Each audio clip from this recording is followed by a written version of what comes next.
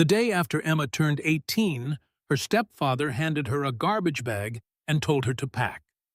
Not a suitcase, not a box, a garbage bag. Black industrial size, the kind you use for yard waste. Derek dropped it on her bed at 7 in the morning, stood in the doorway of the room she had slept in for 11 years, and folded his arms. "Just clothes and personal items," he said. "Leave the furniture." Derek never used her name if he could help it. When he talked to Karen, Emma was always your daughter, as if she belonged to someone else entirely. "You have until noon," he said. Then he walked away. So Emma packed. It didn't take long. 2 pairs of jeans, a few shirts, underwear, a toothbrush, her work uniform from the Wendy's on Route 9, and one photograph her father, 24 years old, holding a baby in a yellow blanket. Dark hair, tired eyes, a careful smile. On the back, Jack and Emma first week home. She slid it into the front pocket of her duffel bag, the one spot where it wouldn't get bent. Karen was in the kitchen. She stood at the sink washing a pan that was already clean. She didn't look up. "Mom, look at me." Karen turned off the water. She dried her hands on a dish towel, slowly taking more time than she needed. She looked at Emma for about 1 second before her eyes shifted to the floor. "You'll be fine. You're an adult now. I have $34. You have a job.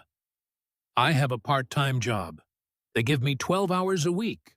Karen's mouth was pressed into a thin line. Her eyes were red at the edges, but her voice stayed flat. "Derek's right," she said. "It's time." No hug, no apology, no envelope of emergency cash. Just 5 words delivered to the floor. But what stayed with Emma wasn't the words. It was what she saw in her mother's face, right before Karen turned back to the sink. It wasn't cruelty. It wasn't even coldness. It was relief. Karen was relieved her daughter was leaving. Emma walked through the living room, past the couch where she had done homework for 11 years. Past the television Derek watched every night, while Emma ate dinner standing up in the kitchen because there were only 4 chairs at the table, and Derek said 4 was enough. She opened the front door. She pulled it shut behind her. Her car was a 2004 Honda Civic. $800 of Wendy's money. Check engine light on for 3 months. Passenger window that didn't close all the way. She threw the duffel bag in the back seat and sat behind the wheel and stared at the house she had just walked out of for the last time. 18 years old. $34. A photograph of a dead man. And nowhere on earth to go. But what Emma didn't know was that 5 hours north, at the end of a dirt road in a town so small, the population sign had faded past, reading, "A man had spent 15 years building her a home." He hid letters in the walls. He saved $47,000 and tucked them beneath the hearthstones. He sat on the porch every single evening and waited. He was her grandfather, and her mother told her he was dead. This is that story. And if you want to know what Emma found hidden inside those walls, stay with me. Hit subscribe and turn on notifications, because what comes next is the part that broke me. The first night, Emma parked at a Walmart. She leaned the seat back, wadded up her sweatshirt for a pillow, and closed her eyes. She woke 4 times, once to a truck idling 2 spots over, once to footsteps, slow, deliberate, at 2 in the morning. She pressed the lock button without lifting her head, and didn't breathe until they passed. The 3rd time she woke to someone trying door handles down the row. Soft click. Pause. Another click. Moving car to car. She counted 7 clicks. Then, silence. The 4th time she woke for no reason at all, and lay there staring at the ceiling until the sky turned gray. The 2nd day she ate a $1 cheeseburger at a gas station and scrolled job listings. Cashier must have verifiable address. She had no address. Receptionist professional appearance required. She hadn't showered in 48 hours. The charging cord only worked if she held it at exactly the right angle. So she sat there, gripping it with one hand and scrolling with the other in a car that was slowly becoming the only home she had. The third day was the worst. Rest stop under pine trees. Cold fries on the hood of the car. $17 left. No job. No plan. No one. Her phone rang. She almost didn't answer. "Miss Collins, this is Michael Harris from Harrison and Associates. I'm calling regarding the estate of Henry Collins. My grandfather died a long time ago." A long pause. "Henry Collins passed away 6 months ago. He was 76. He lived in Cedar Falls, about 5 hours north. He came to my office every year to update his will, and every year he asked the same question." Emma waited. "He asked whether I had been able to find you. Henry had left her a cabin he built himself, paid in full, no liens. The phone number on file was Karen's disconnected." Emma sat on the hood for 20 minutes.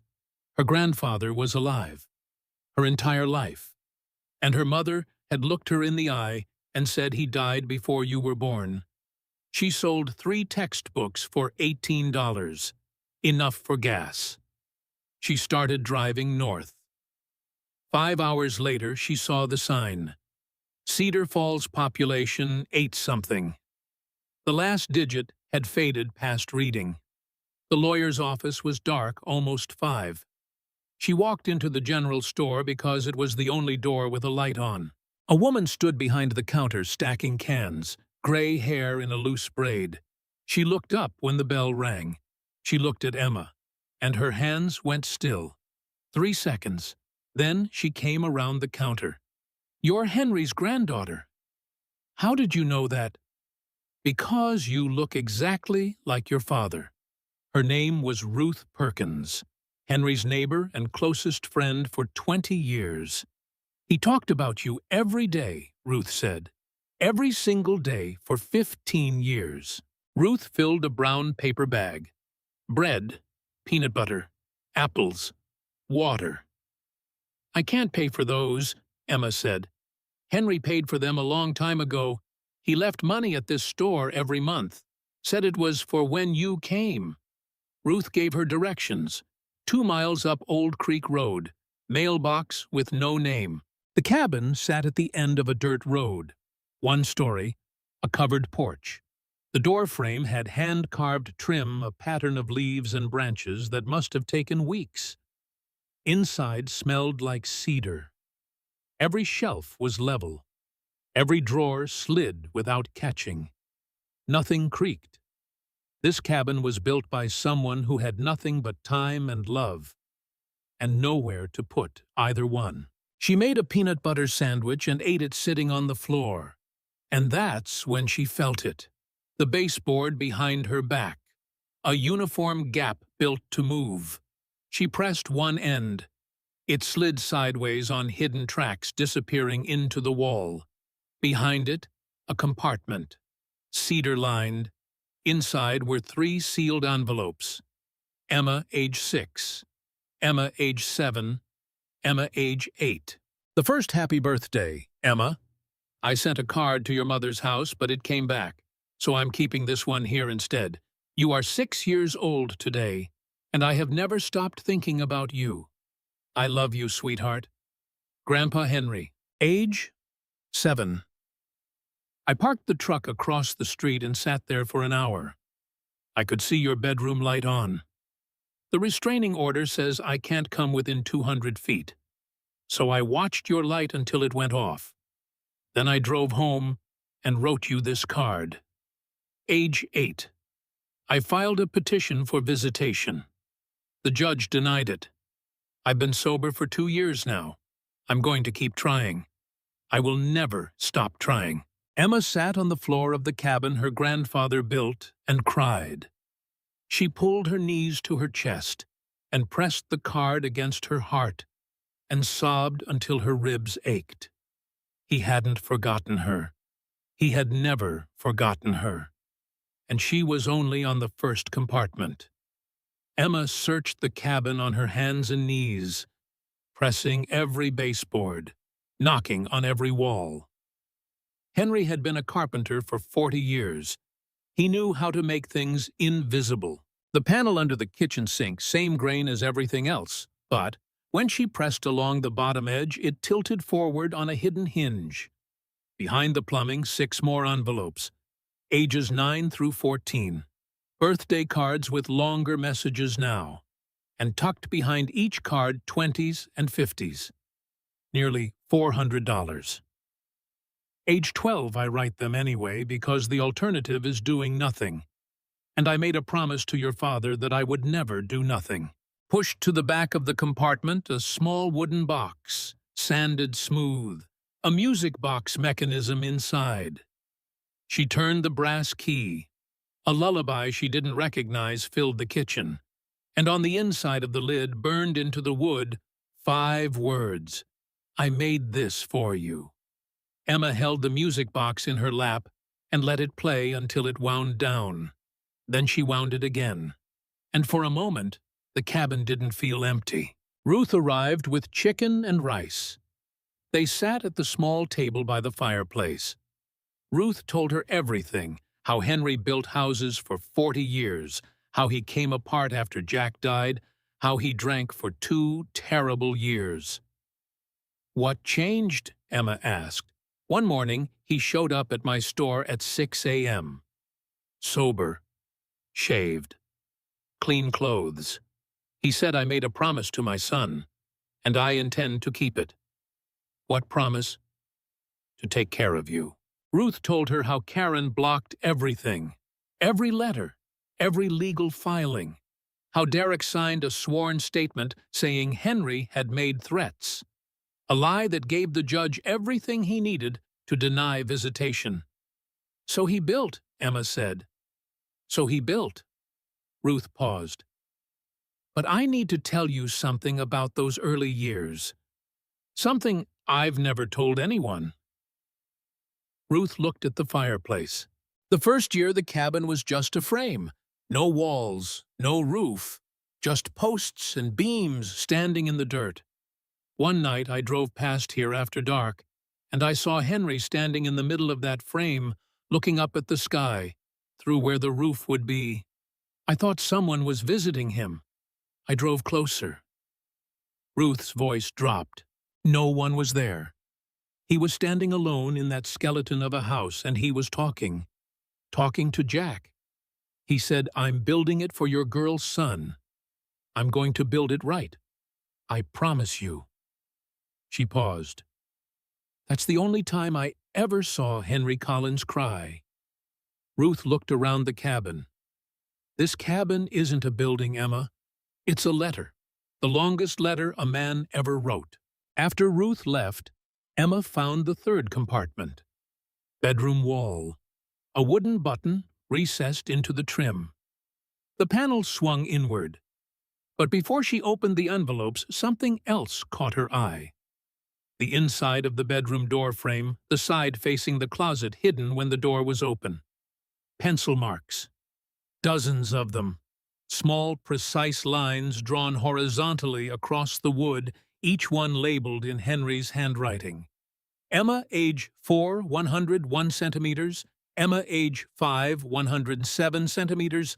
Emma, age 6, 112 centimeters. All the way up to Emma, age 17. 15 marks, measuring the height of a child he had never seen grow up. He must have looked up average heights for girls year by year, age by age, and marked them on the doorframe, the way a father marks his daughter's growth on a kitchen wall. Except Henry wasn't measuring. He was imagining. Emma stood next to the last mark. Emma, age 17. She was 2 centimeters taller than his estimate. He had been close enough for 15 years. She pressed her forehead against the doorframe and closed her eyes. Then she turned to the compartment. 2 stacks of envelopes tied with kitchen string. The first 15 letters addressed to Karen. Every one stamped "Return to sender" in red ink. Karen's handwriting on the stamp. Her mother had known. Every year, every letter, every attempt. Karen had held these envelopes and stamped them and put them back in the mail. For 15 years. The first letter, Karen, I am sober. I have been sober for 8 months. Please, let me see my granddaughter. She is my son's daughter. Jack would want her to know me. Please. The 6th. I know you read these before you send them back. The postmark shows they were opened. Emma is all I have left of him. Please. The 12th. I've stopped hiring lawyers. I've stopped going to court. But I haven't stopped. I will never stop. I'm building something for Emma. When she's old enough, she'll find me, or I'll find her. Behind the letters, tucked separately, a folded piece of paper that wasn't addressed to anyone. Henry's handwriting, but messier, rawer, written fast in the dark by a man who was writing to keep himself alive. Last night I went to Karen's house. I was drunk. I know I was drunk. I stood outside the door, and I called Jack's name, because I couldn't call Emma's, because if I called her name and the door still didn't open, I wouldn't survive the night. The police came. They took me home.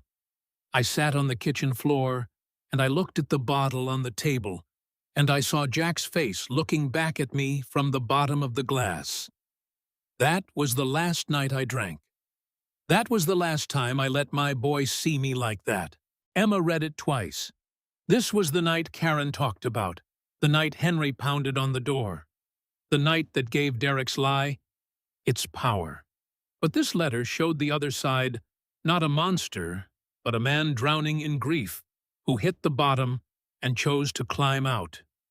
The second stack was different. A single envelope, yellowed, soft at the edges. The handwriting was not Henry's. Faster, younger, addressed to Dad. Dad, I know you don't want me taking this job. I know the site is bad and the foreman cuts corners. But your surgery is in 6 weeks, and the insurance gap is $12,000, and I am not going to let you skip it again. You raised me by yourself after Mom left. You taught me how to build a house from the ground up. You gave me everything you had, and never complained about it once. So let me do this. I'll be careful. I promise. But if something happens which it won't take care of Emma for me, take care of my little girl. Promise me, Dad. Jack Collins. Written the week before the scaffold collapsed. Emma pressed the letter against her chest. She curled forward until her forehead touched her knees. She shook, not crying, not screaming. The deep, silent shaking of someone whose grief has gone past noise. She didn't hear Ruth come in. But at some point Ruth was there, sitting beside her on the floor, not touching her, not speaking, just close enough that the silence between them wasn't empty anymore. Ruth read the letter, took off her glasses, pressed the bridge of her nose. Henry carried Jack's death with him every day. He believed his bad heart killed his boy. It wasn't his fault. No, but guilt doesn't care about logic. They went outside. A mail truck slowed at the empty mailbox. The driver leaned out. You must be the granddaughter. Your grandfather sat on this porch every evening, rain or shine. One time I asked him what he was doing out here, all by himself. The mailman paused. He said, I'm waiting. She'll come. One day, she'll come. Emma stared at the trees. He waited for me. Every day, Ruth said. Every single day. The hearth was made of flat stones fitted together without mortar. Every stone flush, except one, a fraction of an inch higher. so small you'd only notice it on your knees, searching with your hands. Emma pressed it sideways, underneath a brass handle. She pulled. A compartment the size of a shoebox. Inside a thick manila envelope and a wooden box with a tarnished brass clasp. The manila envelope held court documents. Henry had filed for visitation when Emma was 6. Character references from Ruth, his doctor former clients. Proof of 18 months of sobriety. And a handwritten statement I am asking this court to allow me to see my granddaughter. I am not asking for custody. I am asking for one afternoon a month. I want to tell her about her father. I want her to know that she is not alone. Karen's lawyer responded with 4 cold pages and a sworn statement from Derek claiming Henry had made threats. The judge's ruling, the petition is denied. One word that shaped both their lives for 12 years. She opened the wooden box. Savings bonds. 15 of them. 1 per year. Each issued in the name of Emma J. Collins. $47,000. 6 days ago, she had $34, and the whole time, $47,000 had been sitting right here.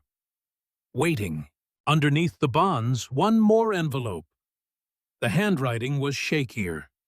Henry had written this near the end. Dear Emma, if you're reading this, then you found the cabin. And you found what I left for you. I hid everything in the walls instead of putting it in a bank. The answer is simple. She can't steal what's hidden in the walls of a house she'll never visit. Jack died on April 14th. He was 24. He took that job to pay for my heart surgery. I told him I'd rather die on my kitchen floor than put him up on a scaffold he didn't trust.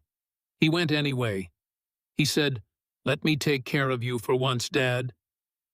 3 weeks later, the scaffold gave out. Your father died because of my heart. My bad heart killed my boy. I got sober because I made Jack a promise. I promised him I would take care of you. That is the only promise I have left. The bonds are yours. The cabin is yours. Everything I built and saved for 15 years, I built and saved for you. You have your father's hands, Emma. Ruth said you're quiet and strong and you don't complain. That's Jack. That is exactly who Jack was. Whatever she tells you about me, know this. I loved you every single day. I loved you when you were born, and I held you and you grabbed my fingers so tight, I laughed out loud. I loved you when the court said no. I loved you when I was drinking and couldn't love myself. I loved you when I built this cabin and when I hid these letters in the walls. I love you now. Wherever I am, I love you now. Your grandfather, Henry. Emma folded the letter and held it against her chest and sat there until the room went dark. She wound the music box. Every joint in this cabin was a sentence. Every hidden compartment was a chapter. The whole house was a love letter from a man who wasn't allowed to say it any other way. The music box wound down. Emma closed her eyes and leaned back in the chair her grandfather built. And she let the silence hold her. The next morning, Emma went to the lawyer's office. The bonds were real, worth $47,000, maybe more. The cabin free and clear, taxes prepaid. Every year, Michael Harris said Henry would hand me a check and say, "Make sure she doesn't have to worry about that when she gets here." When, not if. She drove back, spent the afternoon replacing the rotten porch post with Henry's tools. By evening, the porch was solid. She sat on the step with coffee and watched the sun drop. Then she heard tires on gravel, a silver sedan. Derek in the passenger seat staring at his phone. Karen stepped out wearing a coat and sunglasses. She stopped at the bottom of the steps. "We need to talk about your grandfather's property." Emma stood on the porch she had rebuilt that afternoon. "How did you find me?" "The lawyer's office." Come up. Karen sat in Henry's chair, the chair he had sat in every evening for 15 years. She didn't know that. She took off her sunglasses, red eyes swollen. Henry left everything to you. I should have been informed. You're not his next of kin. He made sure of that. I'm not here to fight about the will. I'm here because you disappeared. You threw me out. Derek handed me a garbage bag. You stood at the sink and washed a clean pan. You didn't even look at me. Karen didn't deny it. Your grandfather was not a stable man. I was trying to protect you. He was sober for 13 years. Emma went inside and came back with the returned letters. She fanned them across the porch railing. Told me he was dead, Emma said. He was alive the entire time, 15 years, and you blocked every attempt. He showed up at our house drunk, Emma, when you were 4, pounding on the door at midnight. One night, 14 years ago. He got sober 8 months after that and never drank again. Emma paused. I found his letter about that night. He wrote it to himself. He said he called Jack's name because he couldn't call mine, because if he called my name and the door still didn't open, he wouldn't survive the night. He said he saw Jack's face in the bottom of the bottle, and that was the last night he ever drank. Karen's hands were shaking. He sent me birthday cards every year. You sent them all back. He mailed me money. What happened to it? I used it for household expenses. Derek makes $60,000 a year. He filed for visitation when I was 6. Derek signed a sworn statement saying Henry threatened him.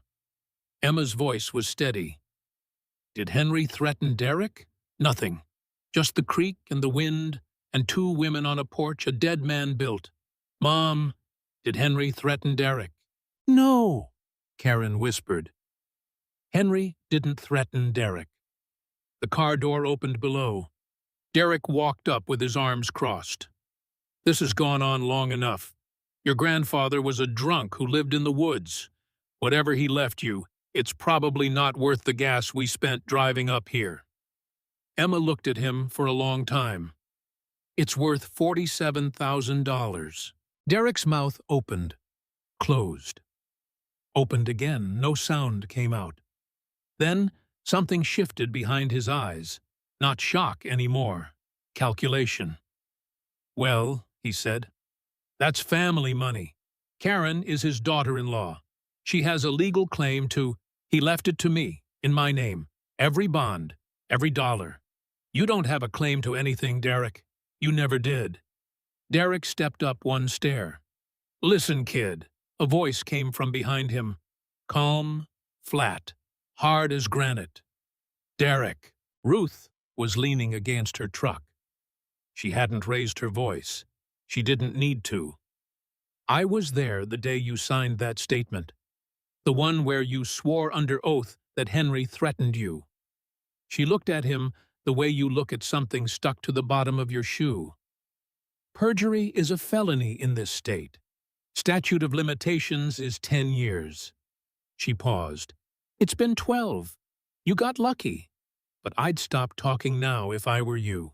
Derek's foot came off the stair. His face went from red to white in 2 seconds.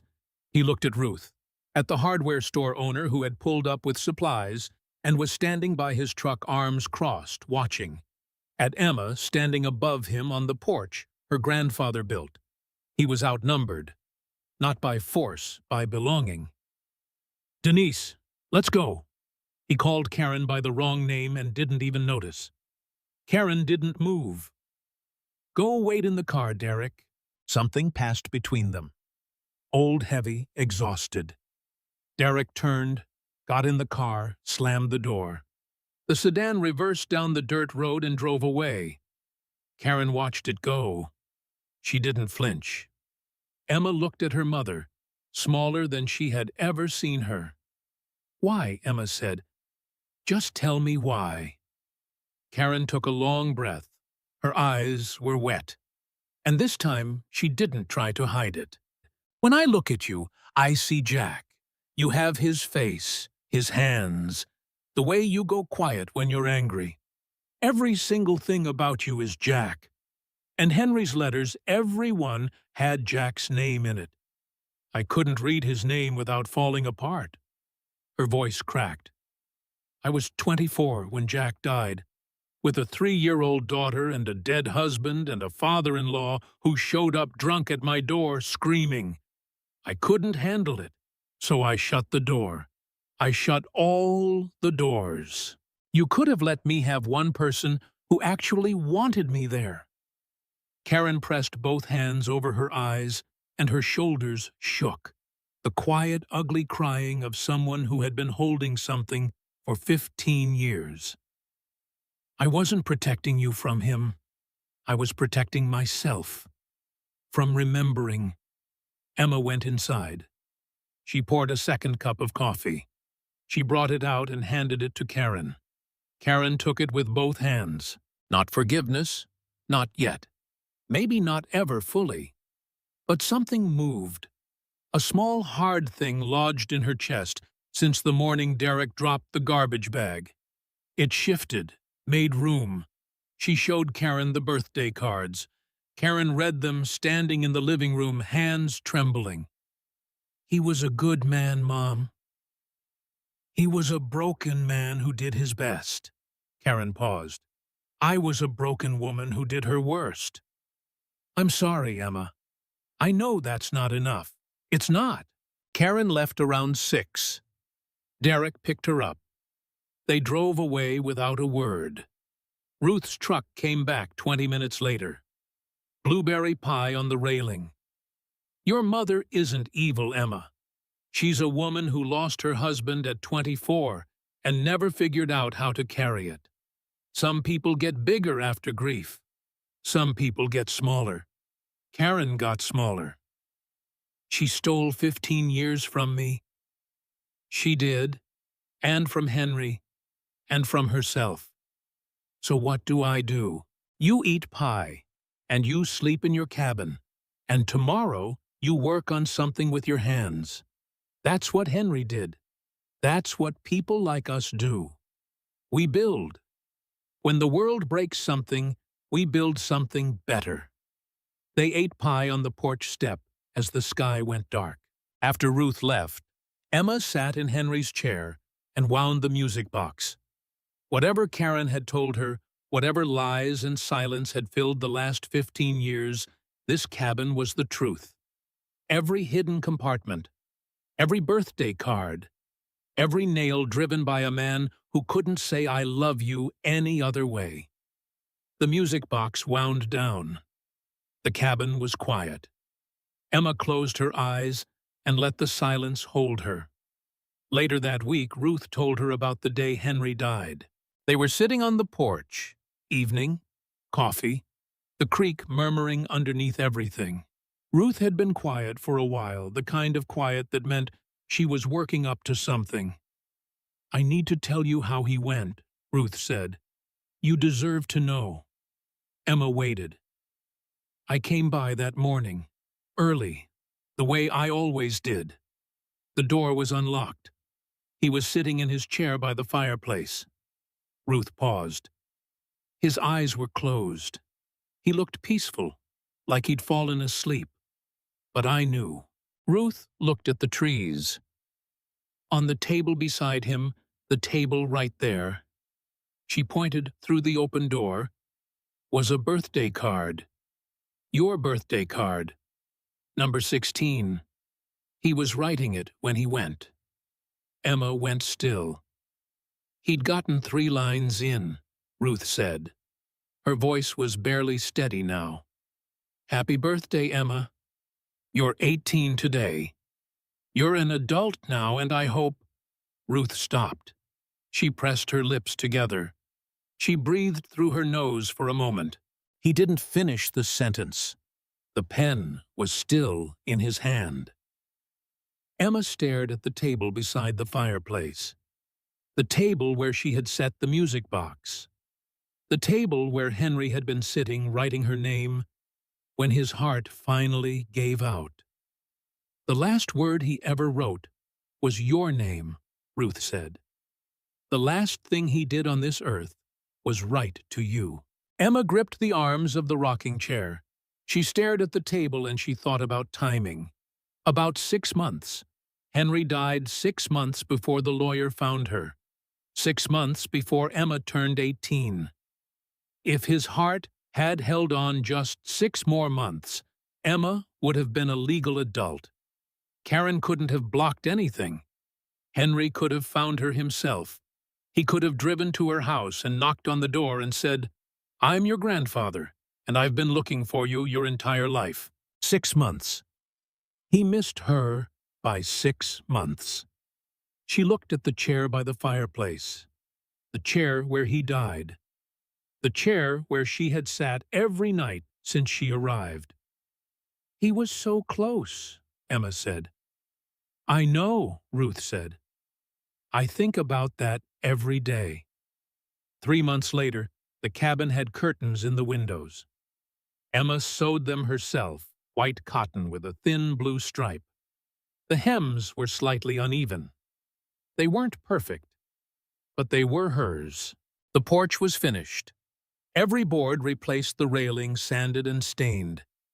She built a bookshelf from scrap lumber in the alcove beside the fireplace. Not as precise as Henry's work. She was still learning.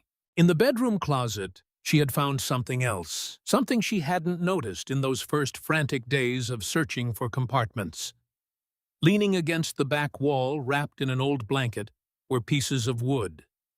Cut, partially sanded. The unmistakable shape of a rocking chair, disassembled, unfinished. And on the armrest, carved into the wood in Henry's hand, a single letter, E. He had been building her a chair. A rocking chair to match his, the second chair for the porch he built wide enough for 2. He started it. He carved her initial into the armrest. And he didn't finish. Emma set the pieces on the workshop table and studied them. She measured every joint. She felt every curve. She could see where Henry's hands had been, the sanding marks, the chisel lines, the places where the wood was smooth, and the places where it was still rough. She could read his plan in the grain. She would finish it. Not yet. She wasn't good enough yet. But she would learn.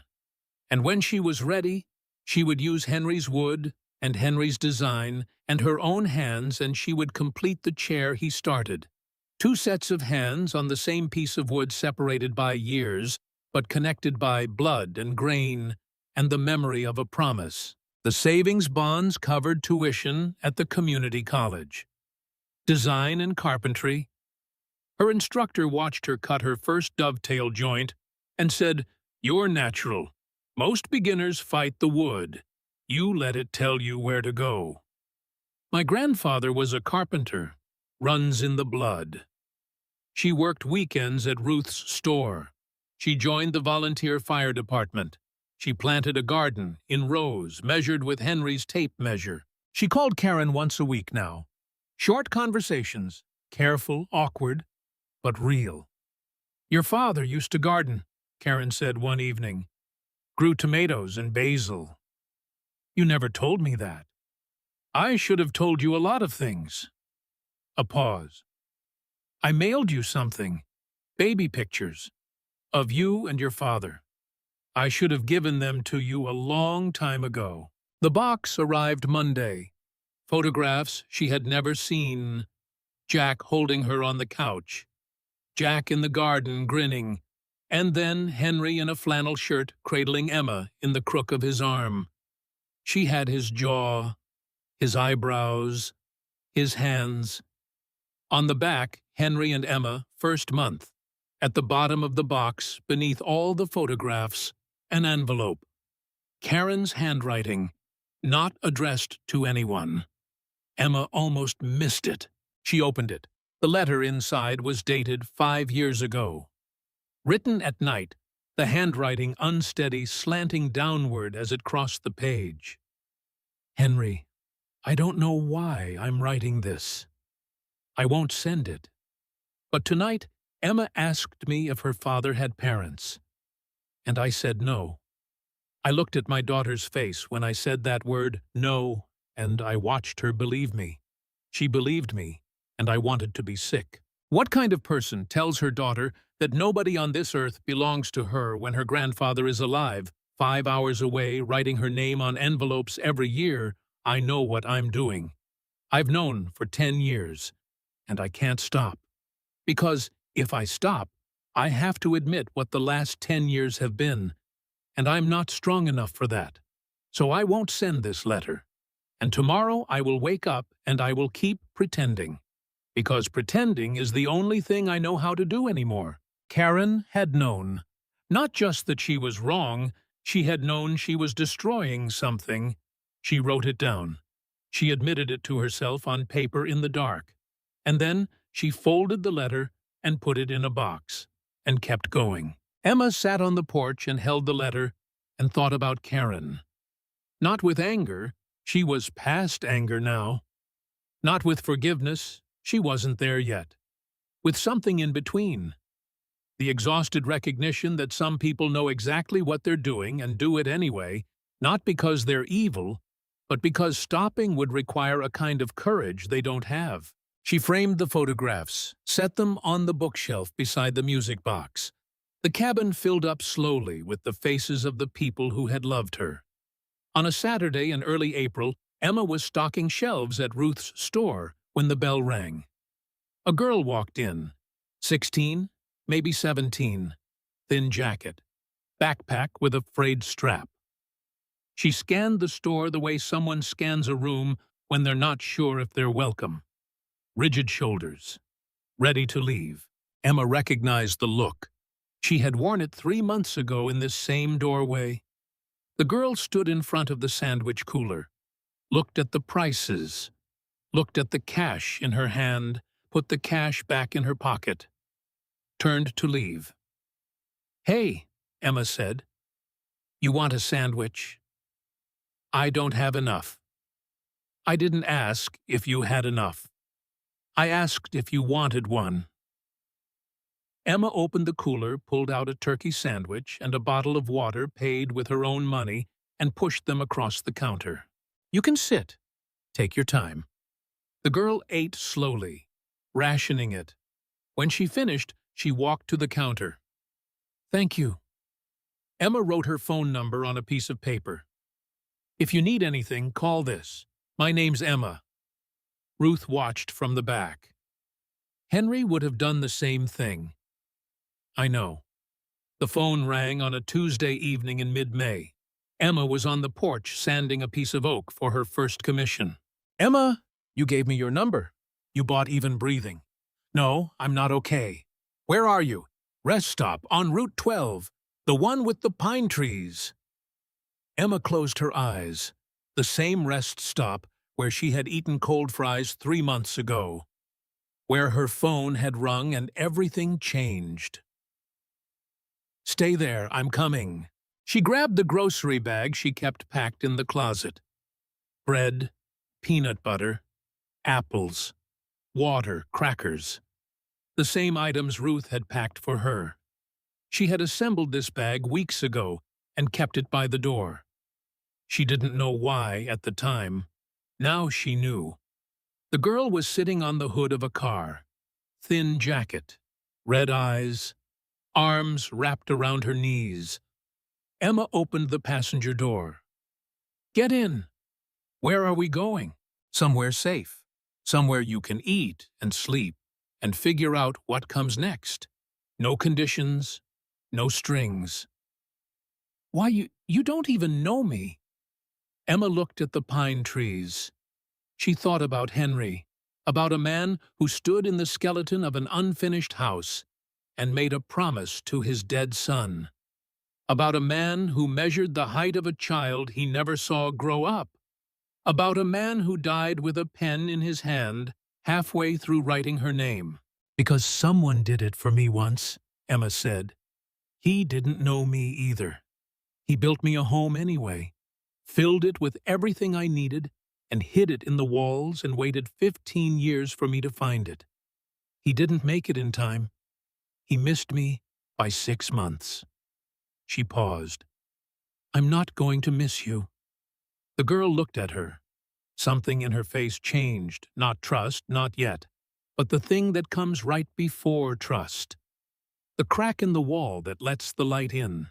She got off the hood, picked up her backpack, got in the car. "What's your name?" "Sophie." "Are you hungry?" "Sophie." "Yes." Emma handed her an apple. Sophie bit into it, and the sound it made in the quiet car was the sound of something beginning. They drove north, toward Cedar Falls, toward the cabin, toward home. Sophie fell asleep within 10 minutes, backpack clutched against her chest, rigid shoulders finally softening against the seat. Emma looked at her and felt something move inside her chest. Something warm. Something that had sharp edges once, but didn't anymore. Something Henry had planted in the walls 15 years ago. It was purpose. When someone is lost, you find them. When someone is hungry, you feed them. When someone is standing in front of a sandwich cooler with not enough money and too much pride to ask you open the cooler and put the sandwich in their hands and say, "Here." Henry built in secret because he had no choice. Emma would build in the open because she did. They pulled into the driveway at 9:30. The porch light cast a warm circle across the steps and the carved door frame. "This is yours?" Sophie asked. "My grandfather built it." "It's beautiful." Emma showed her the spare room. Sophie stood in the doorway looking at the bed and the window facing the garden and the oak tree. "How long can I stay?" "As long as you need. What if I need a long time?" Emma leaned against the door frame, arms at her sides, not folded. Face open, not closed. "Then you stay a long time." Sophie looked at her, and for the first time since the store, the first time since the phone call, the first time since the rest stop, the rigid line of her jaw softened. The armor cracked. Just enough. "Thank you," she said, and her voice cracked on the second word. "There are towels in the bathroom. Hot water takes 30 seconds to warm up." After Sophie went to bed, Emma sat on the porch in the rocking chair. She wound the music box. The lullaby drifted through the open door into the darkness. She looked through the door at the bedroom closet where Henry's unfinished rocking chair waited the pieces wrapped in a blanket, the letter E carved into the armrest. She was 3 months into her carpentry classes now. Her dovetail joints were getting tighter. Her cuts were getting truer. Another few months, maybe. Then she would finish it. And when it was done, she would set it on the porch beside hers. 2 rocking chairs. One built by Henry's hands, finished by Emma's. One bought from a second-hand store. Both of them facing the road. Both of them waiting. But not for the same thing. Henry had waited for someone to come. Emma was waiting for someone to stay. The porch wasn't empty anymore. There were curtains in the windows. A garden growing out back. Photographs on a bookshelf she built herself. A girl sleeping in the bedroom, safe, fed, warm, clean. And a woman on the porch holding a music box carved by hands she had never held. Henry's hands, Jack's hands, Emma's hands. 3 generations of builders. 3 pairs of hands connected by blood and wood, and a promise made in a letter written the week before. A scaffold collapsed. "Take care of my little girl."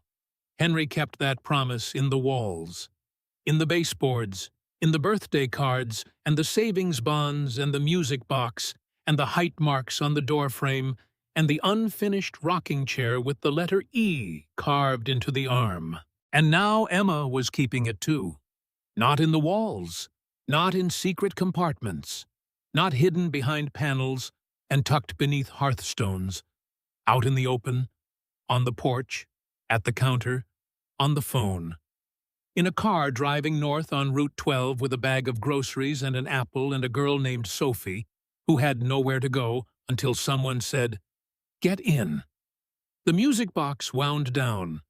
The last note hung in the air, one single, clear, perfect note, and then it was gone. The cabin was quiet. The creek murmured. The stars were out, all of them, thick and bright and infinite. The same stars Henry had watched from this same porch for 15 years, waiting for someone who finally came. 6 months too late for him, but right on time for her. Emma closed her eyes. She was home. 5 words burned into the lid of a music box built by a man who spent 15 years waiting for a granddaughter. He was never allowed to see, "I made this for you." He made all of it for her. The cabin, the letters, the birthday cards, the savings bonds, the hidden compartments, the height marks on the door frame, the unfinished rocking chair, every single thing. He died 6 months before she found it. The pen was still in his hand. The last word he ever wrote was her name. But she found it. She found it in order, just like he wanted. And now she's building too. Not in the walls, out in the open. One sandwich at a time. One phone number on a piece of paper at a time. One girl on the hood of a car at a rest stop at a time. Henry Collins hid love in the walls because the world wouldn't let him give it any other way. Emma Collins puts it on the counter and says, "Here." If this story meant something to you, if you felt it, hit subscribe. Share it with someone who needs